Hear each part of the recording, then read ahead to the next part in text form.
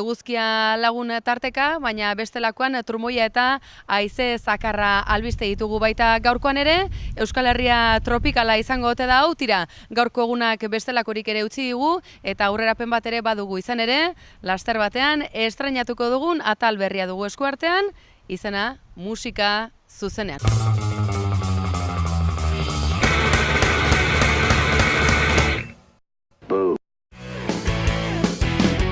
Ez dekogu denbora askorik, norbera izeteko begez dago astirik. Beti presaka ganora barik, vuelta eta vuelta eldu.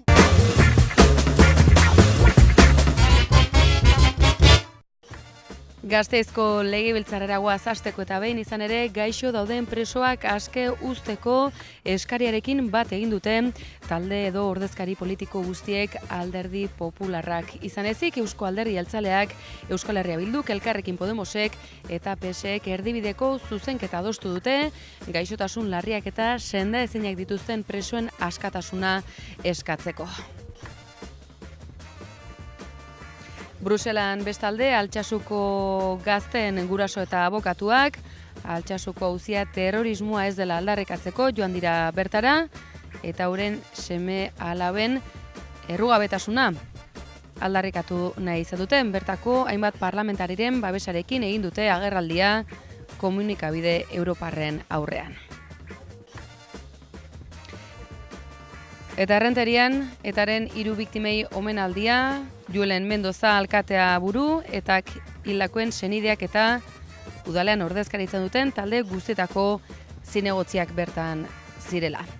Mendozaren esanetan, biktimen erreparaziorako bidean beste urratsa izan da ekitaldia, besteak beste, uneren batean behar bezala babestuak izan ez badira, barkamena eskatu nahi izan die Mendozak udalaren izenean.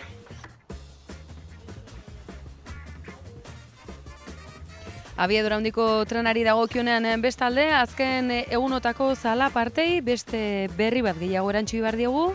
Bordeleak arteko zatiaren onura publikoko izendapena baliogabetu egin baitu auzitegiak, proiektuaren aurkako taldeek ezarretako helegitea dau eta uste dute epaileen erabaki honek jurisprudentzia sor dezakeela gainerako proiektuetarako, izan ere kolpea da Bidasoatik iparralderako abiadura handiko trenaren balizko etorkizunari dagokionean. Batzordeak esana baitu, abiadura handiko trenaren bi zati horiek ez direla ekonomikoki bideragarriak eta ezin dutela jaso onura publikoaren izendapena. Batzordearen iritziaren gainetik, Parisek onura publikoa aitortu zien bi proiektuei gogora dezakegunez. Polemikarik ez da falta ez abiadura handiko trenari dagokionean, izan ere Arantza Tapia Jaurlaritzako sailburuak eskatua baitio Madrili Euskal Y-koa eta Burgosen arteko lotune horretan bidaiarintzako bakarrik ez, merkantziarentzako garraioa bermatu beharra dagoela, badirudi Madrildik ez dutela horrela ikusten eta horrek merkantzien garraioa asko zailduko lukeela abiadura handiko trenari zentzua hainbatean kenduz. Eta Nafarroan, uda ondorenean eztabaidatuko da Nafarroako kontratu publikoen legea, tira, horri ekarpena eginez, gaur ELA eta LAB sindikatuek agerraldi egin dute Iruñean, euren hitzetan helburu nagusia dute gizarte ereduan oinarritutako zerbitzu publikoak bermatzea, zentzu horretan ekarpenak aurkeztu dizkiote Nafarroako kontratu publikoen legeari.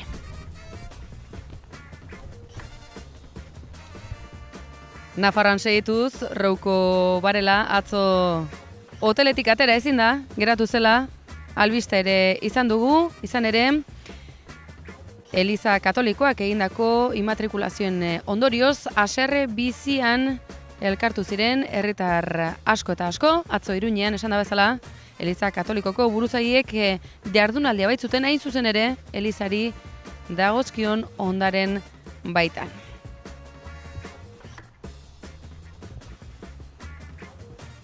Egora honen baitan, Irungo alardearen atarian gara, alarde publikoari, parekidea denari, harrera ofiziala egiten parte hartuko aldu, Iñigo Urkullu lehendakariak, airean da erantzuna, Euskal Herria Bilduk galdera zuzena egin badio ere Gasteizko Legebiltzarrean. Urkulluk zehaztu baitu begi honez ikusten duela alarde parekidea eta berak ordezkatzen duen gobernuaren lehen mailako ordezkaritza bidaliko duela Iruna, nolabait esanaz, Emakundek ordezka dezakeela. Tira, inkognita hori, galdera hori airean da oraindik ere.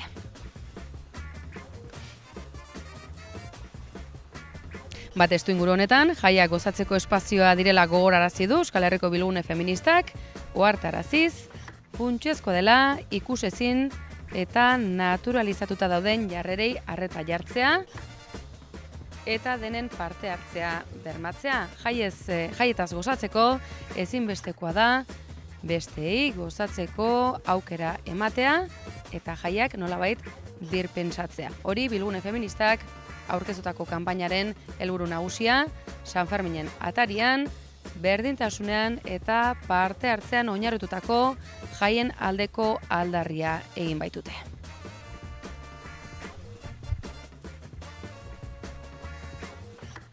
Eta Donostiara gatoz atzera bueltan, 1000 establezimendutik gora atxikitu baitira Donostiako udalak abian jarritako merkataritza eta ostalaritzan ere euskaraz egitasmora. Ekimen honi esker, herritarrek bermatuta izango dute saltoki horietan euskaraz hartatuak izateko aukera.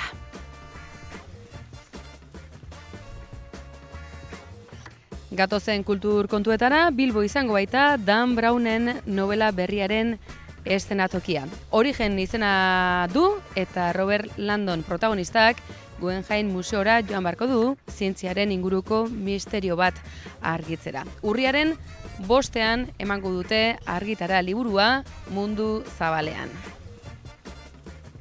Eta musika kontuei helduta, Euskal Herria zuzenean festivala, asteburu honetan da ospatzekoa Lekornen, tira, guk atarian, agendare estrainatzeko asmoa dugu, tira, entzetxe duzue, musika zuzenean saio berriaren aurrerapena, asteburu begira, Otamendik prestatu digun musika agenda.